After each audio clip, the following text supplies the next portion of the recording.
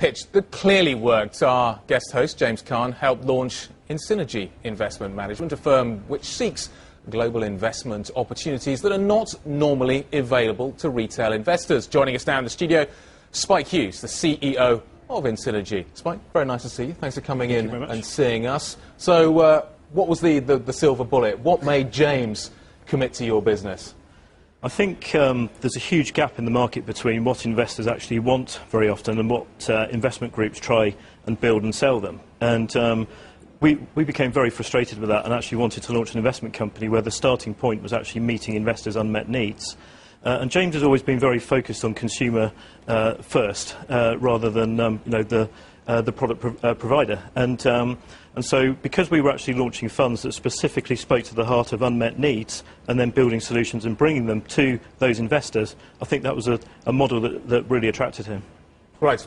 Brent Hoban was just saying you've got to have the idea out there in 2 minutes. Did we just get the idea out there in 2 minutes? I think we absolutely did, because what Spike touched upon is that principle of I've got something the market needs, the market wants, and it's not available. So to me, that really got to me. But also, fundamentally, I believe that it is people who succeed in business, not just products and services. Right.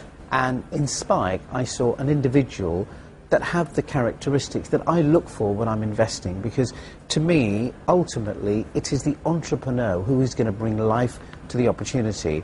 And in Spike, I saw somebody with passion, drive, determination, but most importantly, he had a clinical track record that said, I did this yesterday. So interesting you bring up track records, because in financial services, track records are incredibly important.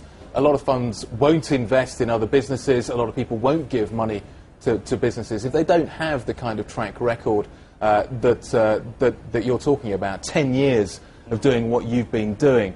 Are you an entrepreneur, or are you just a guy that's taking it to the logical next step? No, I think I've always looked at the market and looked to see where the gap is, and I think if your starting point is always the consumer and the unmet need, then that is a very, very good place to start. What you then have is to bring something that's very durable and sustainable and works and actually delivers to that need over a period of time. Can you be an entrepreneurial fund manager? Definitely. Right. Most definitely. And I think if you look at the conventional world today, most fund managers, their starting point is actually not to meet the client's need or to manage their risk. They're more preoccupied with. I'll give you an example. Most people's life savings and pension funds have been decimated in the last year or so, and fund groups go along to the clients and say, we've done really well, we're only down 45% in the last 12 months, yes. The market's down 50%, and it's relative performance, and all the client says is, my need is to preserve capital and grow it, not to track the index and beat that by 2%, still halving my savings. And so, if you actually build something where the starting point is preserving capital and growing it, that is speaking to a client need. Perhaps linking more interestingly to this subject, ethical was a very new concept a few years ago, and very few people could access ethical funds with, for example, their pensions and savings. Yeah. And yet now, almost every fund group has got an ethical solution that you can invest in. With us, we looked at a similar market, which was the fact that there are 2 million Muslims living in the UK, lots of wealth in the Muslim community, and yet, despite the fact that there are thousands of conventional funds you can invest in, there wasn't anybody offering a Sharia-compliant fund that invested in UK equities in the UK market. And so we launched the first one. Historically, people have had to choose between meeting their religious needs or their investment needs, but haven't been able to do the two together in one solution, and that's what we brought to the market.